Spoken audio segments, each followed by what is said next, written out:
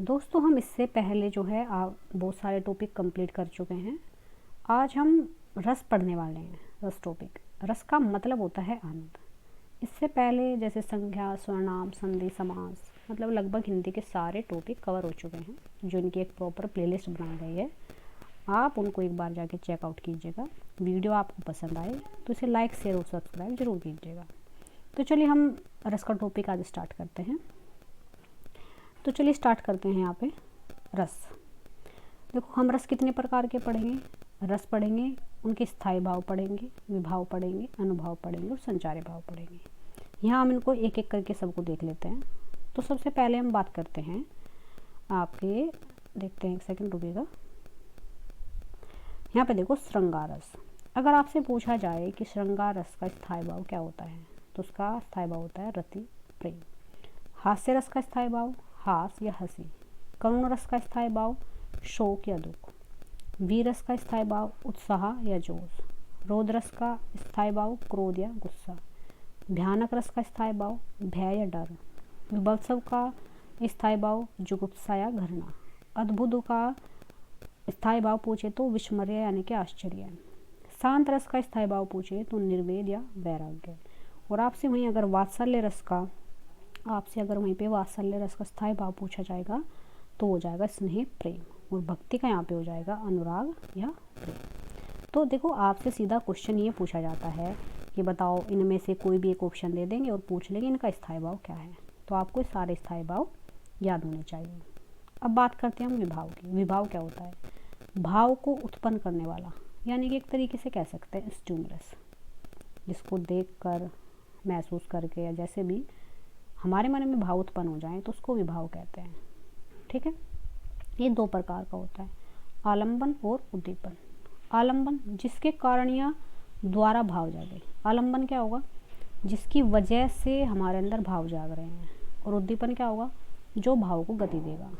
यानी कि हमने जैसे सांप को देखा, सांप यहाँ पे क्या हुआ? स्टिमुलस है। और इसको देखकर हमारे मन में भाव आया डर का, और वो अगर हमारी तरफ भाग रहा है तो हम उसको देख के भागेंगे, तो हमारे डर को और ज़्यादा बढ़ा देगा, उसको कहेंगे उद्दीपन। और जिसको देखकर हमारे मन में डर आया है वो हो जाएगा आलंबन। आश्रय आलंबन क्या होता है? जिसके मन में भाव जगे।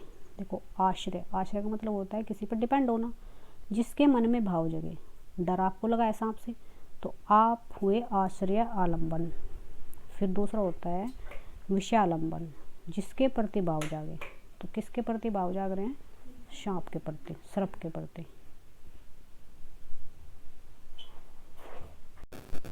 ऐसे ही इसमें आगे क्या होगा कि जैसे आश्रयालंबन में जिसके मन में भाव जागे, यानी कि अगर नायक के मन में जाग रहा है नायिका के लिए तो नायक आश्रय हो जाएगा, विषय नायिका हो जाएंगी। तो इस तरह से काम करेंगे। अब बात करेंगे अनुभाव की। ये 4 प्रकार के हैं, सात्विक, कायिक, वाचिक और आर्य। आपको बस याद रखना है कि अनुभाव कितने तरह के होते हैं। तो ये हमारे 5 तरह के होते हैं। संचारी भाव की संख्या 33 होती है। आगे हम बात करते हैं इनकी परिभाषा की। देखो रस क्या होता है? रस का शाब्दिक अर्थ, इसका जो मीनिंग होता है उसका मतलब होता है आनंद। काव्य को पढ़ने, सुनने या देखने से हमें जिस आनंद की अनुभूति होती है उसे रस कहते हैं। जब हम काव्य पढ़ते हैं, इंग्लिश में जिसको पोइट्री कहते हैं, हिंदी में काव्य, तो जब उसको हम पढ़ेंगे, उसे सुनेंगे या देखेंगे तो हमें जो खुशी, जो आनंद मिलेगा ना, उसी को रस कहेंगे। रसों को काव्य की आत्मा कहा जाता है। अगर हम कोई बात सीधे सीधे लिख दें, जैसे गद्य में कहानी वगैरह लिखी होती है, तो उनमें रसों का अभाव होता है, तो वो इतने अच्छे नहीं लगते। लेकिन जो दोहे, छंद ये वगैरह हम पढ़ते हैं, कवियों की कही हुई दोहे पढ़ते हैं, कबीर के दोहे पढ़ते हैं, रहीम के पढ़ते हैं, तो उनमें क्या होता है? रस होते हैं। तो उनको क्या कहते हैं? रसों को काव्य की आत्मा कहा जाता है, माना जाता है। आगे देखो आचार्य विश्वनाथ के अनुसार, तो जो आचार्य विश्वनाथ है, इन्होंने वाक्यम रसात्मक काव्यम, तो इन्होंने क्या कहा है? वाक्य रसात्मक काव्यम, यानी कि रसों को क्या कहा है? काव्य की आत्मा कहा है। रसयुक्त वाक्य ही क्या कहलाता है? काव्य। यानी कि इसने कहा है कि जो जिस वाक्य में रस ना हो वो क्या है, वाक्य नहीं होता, यानी कि रस युक्त जिसमें रस हो उसी को क्या कहेंगे, उसी वाक्य को ही हम काव्य कहते हैं। आगे देखो, कुल रसों की संख्या 11 होती है, स्थायी भावों की संख्या 9 होती है। और अभी हमने ऊपर पढ़ा है संचारी भाव, और उसकी संख्या कितनी होती है, 33। हिंदी में रसों की संख्या 9 होती है। यदि विकल्प में 9 व 11 हो, दोनों हो, तो 9 का ही चयन करें। देखो वैसे रसों की संख्या 11 है, लेकिन अगर ऑप्शन में 9 और 11 दोनों दे तो 9 पे हम टिक करेंगे। संस्कृत में रसों की संख्या 11, प्राकृत में जो रस होते हैं प्राकृत में वो 10 होते हैं।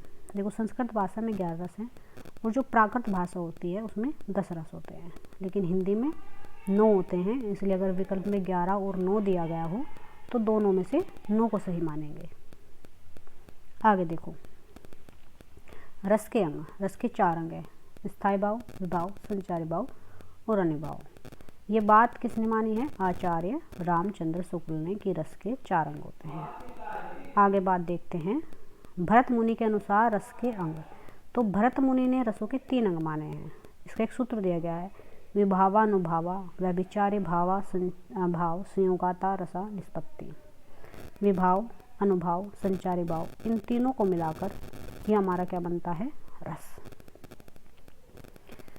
भरत मुनि के अनुसार रसों की संख्या 8 है। देखो हिंदी में रस 9 है, 11 भी माने जाते हैं, प्राकृत में 10 माने जाते हैं, लेकिन भरत मुनि ने रस कितने प्रकार के ही बताए, 8 रस। ठीक है, और 8वां जो रस है वो है शांत रस। अब देखो अनुभाव की संख्या, अनुभाव होते हैं 4, कायिक, वाचिक, आहार्य और सात्विक। ये तो हमने ऊपर भी बताया आपको। अब देखो हम बात करेंगे सात्विक की। सात्विक अनुभाव क्या होता है, इसके 8 प्रकार होते हैं, कंप, स्वरभंग, रोमांच, स्तंभ, स्वेद, विवण्य, ऐश्वर्य और प्रलय। तो देखो आपसे क्वेश्चन दे दिया जाएगा कि सात्विक अनुभाव, कि इनमें से सात्विक अनुभाव कौन सा है, तो 3 ऑप्शन ही उठा के दे देंगे, एक इनमें से दे देगा, कोई भी सारों में से। तो आपको पहचानना होगा कि सात्विक अनुभाव कौन सा है। तो आप याद रखिए ये 8 होते हैं, और ये 8 प्रकार यहाँ पे लिखे गए हैं, आप इनको याद रखिएगा। आगे देखो, संचारी भाव या व्यभिचारी भाव, इनकी संख्या होती है 33। रस सिद्धांत का आदि प्रवर्तक, ये जो रस के जो प्रवर्तक हैं वे भरत मुनि हैं। इन्होंने अपना ग्रंथ लिखा था एक, नाट्य शास्त्र अध्याय, इसमें 36 है, यानी कि 36 चैप्टर है। और नाट्य शास्त्र को 5वें वेद की उपाधि पंचम वेद, जिसको 5वां वेद, 4 वेद है, ऋग्वेद, अर्थवेद, यजुर्वेद, सामवेद, और इनके अलावा जो एक और हमारा वेद माना जाता है 5वां वेद, वो नाट्य शास्त्र है, भरत मुनि का लिखा हुआ। और इसी में इन्होंने अपने 33 रसों के बारे में बात की गई है।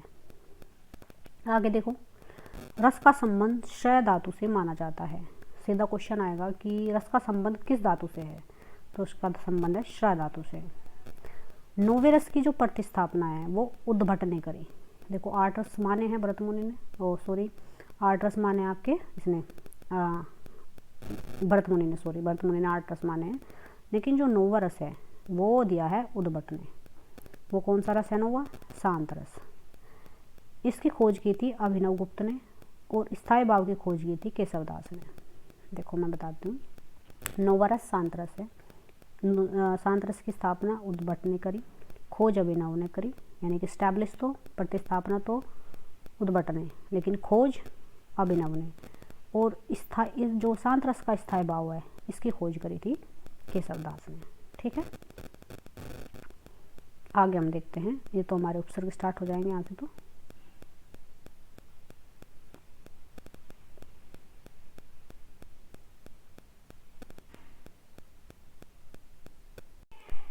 तीसरा हमारा जो रस है यह आता है हमारा करुण रस। करुण का मतलब क्या होता है, शोक, यानी कि दुख।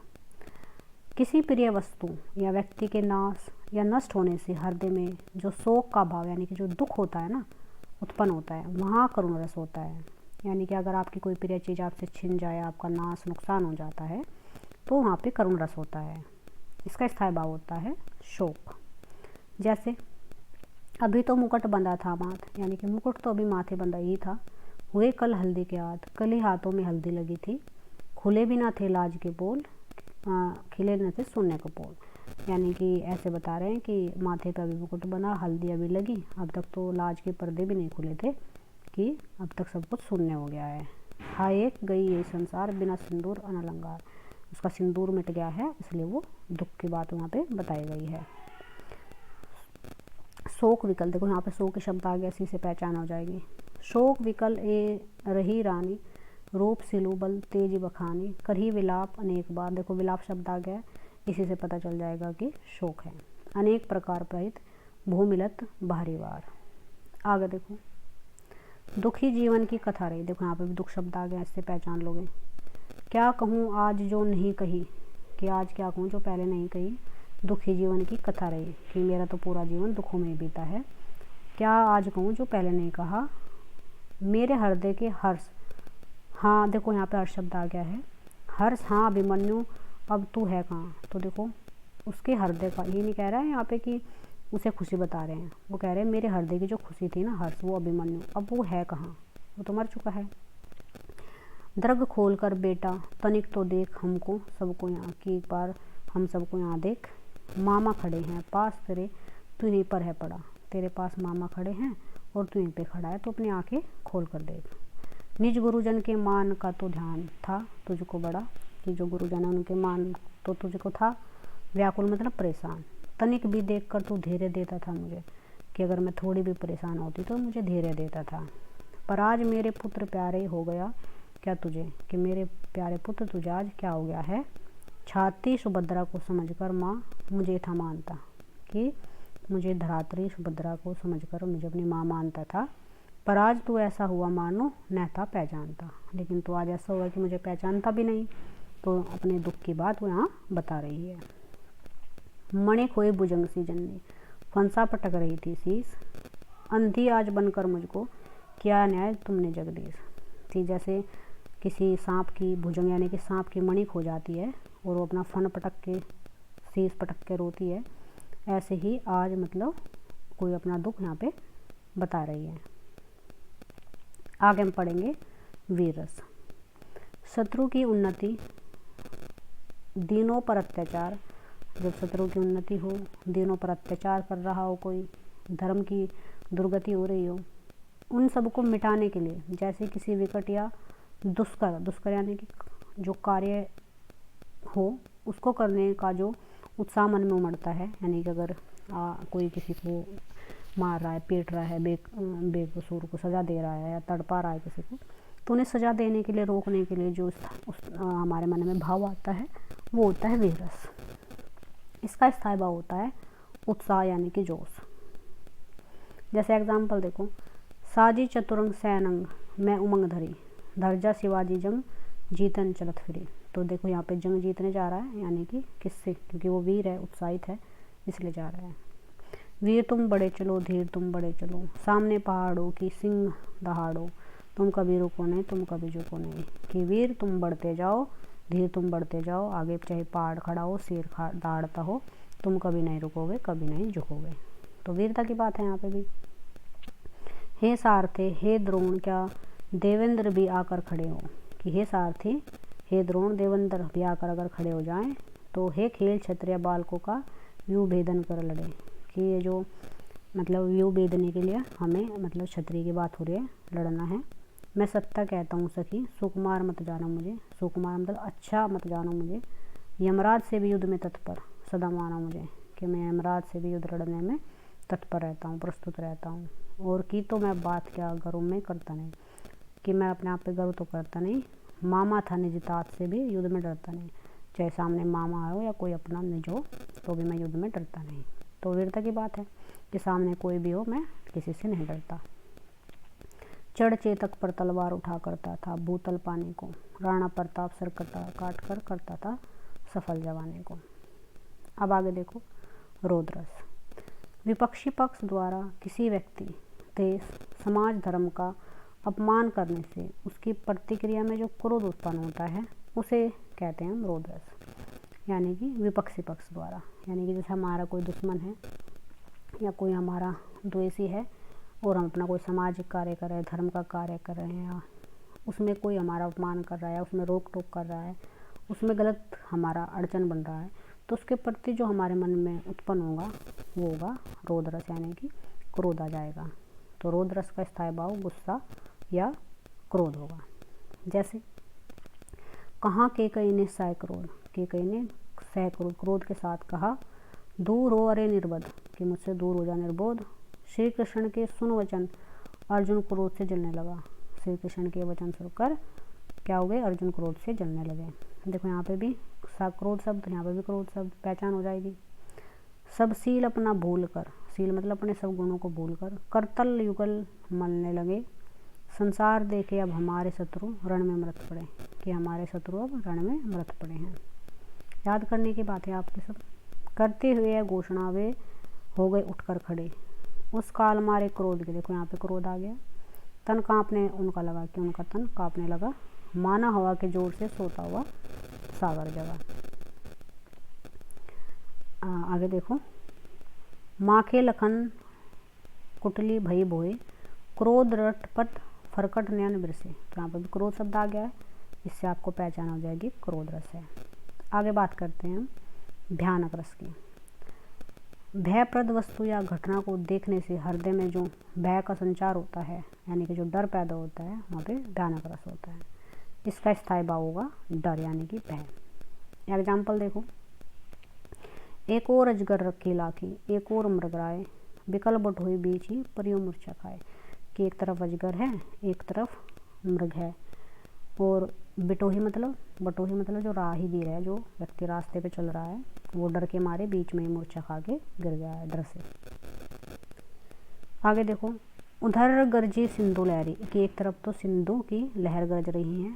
कुटिल काल के जाल से, कि कुटिल मतलब मुश्किल जाल से जैसी दिखाई दे रही है। चली आ रही फैन उगलती, कि आग उगलती हुई आ रही है, फैन फैलाए बयाल से। तो इन सबसे देख के डर रहा है इंसान। नवते झटपट बाज लाखी, मूल्य सकल प्रपंच, कंपित तन व्याकुल नयन, लावक हल्यो न रंज। आगे देखो, विभत्स रस। घृणा का भाव जब विभाव, अनुभाव और संचारी भाव से पुष्ट होकर अर्बाद हो जाता है तो विभत्स रस आता है। इसका स्थायी होता है जुगुप्सा गणना, यानी कि किसी वेशभूषा को देखकर, किसी का विकृत रूप देखकर जब आपको घृणा आती है ना, तो वहाँ पे विभत्स रस होता है।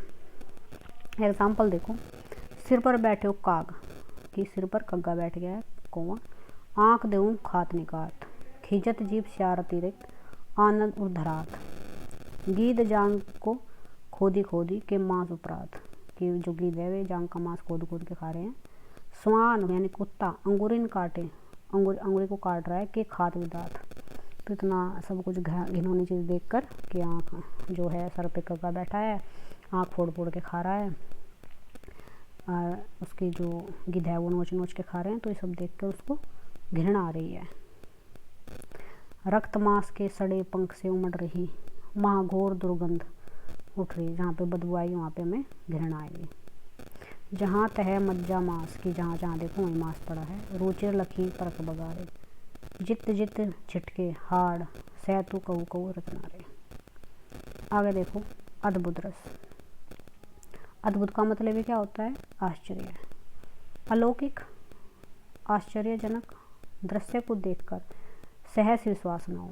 कहते हैं कि भाई ऐसा देखकर तो अलौकिक है, एकदम वंडरफुल बात, तो उसे देखकर विश्वास न हो, वहाँ पे अद्भुत रस होता है। इसका स्थायी भाव होता है विस्मय या आश्चर्य। बिन पग चले सुने बिन कान, बिना पैर के चल रहा है, बताओ आश्चर्य की बात है कि नहीं, पैर है नहीं चलता है। सुने बिन कान, और कानों के बिना सुन रहा है।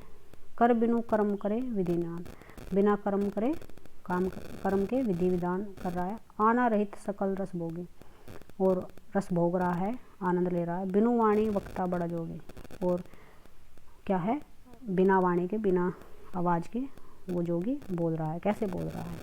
तो ये सब कैसी बात हुई, आश्चर्य की। आगे पढ़ते हैं हम शांत रस। सांसारिक विषय लोगों का असार तथा परमात्मा के ज्ञान से उत्पन्न निर्वेदी शांत रस से प्रेरित होता है। यानी कि कह रहा है कि जब किसी को, जो सांसारिक लोग हैं, अगर उन्हें ईश्वर के प्रति, परमात्मा के प्रति प्रेम हो जाता है, उनकी भक्ति में खो जाते हैं, तो वहाँ पे शांत रस होता है। शांत रस का स्थायी भाव होता है निर्वेद या वैराग्य, जो वैराग्य हो जाते हैं लोग। जैसे मन रे तन कागज का पुतला, कि ये मन, ये तन जो है कागज का पुतला है, क्या रखा है इसमें। लांगे बूंद विनाशी जाए छिन में, एक बूंद लगते ही ये छिन जाएगा। गर्व करे क्यों इतना, कितना घमंड किस बात का। आगे देखो वात्सल्य रस, छोटे बालक बालिकाओं के प्रति तथा सगे संबंधियों के प्रति ममता का भाव, माँ का जो प्यार का भाव होता है उसे वात्सल्य रस कहते हैं। इसका स्थायी भाव होता है स्नेह।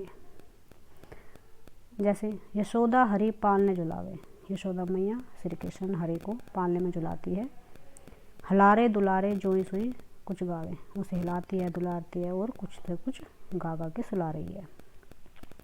किलकत काना गुटवर नाता, जो काना जो किलकी मारते हुए घुटनों के बल आवत हैं, आ रहे हैं। मणिमय कनक नंद के आंगन बिंब पर के दावत, जो नंद का जो घर है नंद बाबा का, उसमें जो कृष्ण जी के बिंब यानी कि प्रतिबिंब जो उसकी परछाई पड़ रही है उसको पकड़ने के लिए दौड़ रहे हैं। यहाँ पे श्री कृष्ण जी के प्रति प्रेम को दर्शाया गया उनके माता पिता का। भक्ति रस क्या होता है, ईश्वर विषयक रति की ओर ले जाता है, जिसमें हम ईश्वर के प्रति उनकी भक्ति में डूब जाते हैं। इसका स्थायी भाव अनुराग होता है। मेरे तो गिरधर गोपाल दूसरा न कोई, कि मेरे तो गिरधर गोपाल श्री कृष्ण जी हैं, जो कुछ है दूसरा कोई भी नहीं है। मेरे भाई कह रही हैं। जाके सिर मोर मुकुट मेरो पति सोए, कि जिसके सर पर मुकुट बंधा है मेरे वही पति हैं। साधुन संग बैठी बैठी लोक लाज खाए, कि साधु के संग बैठकर मैंने लोक लाज खो दी। अब तो बात फैल गई जन सखे कोई, अब तो हर जगह बात फैल गई है कि मेरे पति सिर्फ श्री कृष्ण जी है। तो देखो आपके यहाँ तक के सारे रस 11 के रस आपके कंप्लीट हो चुके हैं। अगर आपको किसी भी रस में कोई डाउट हो तो आप मुझे कमेंट बॉक्स में ज़रूर बताइएगा। वीडियो पसंद आए तो लाइक शेयर और सब्सक्राइब जरूर कीजिएगा। तो कल मिलेंगे हम एक नए टॉपिक के साथ।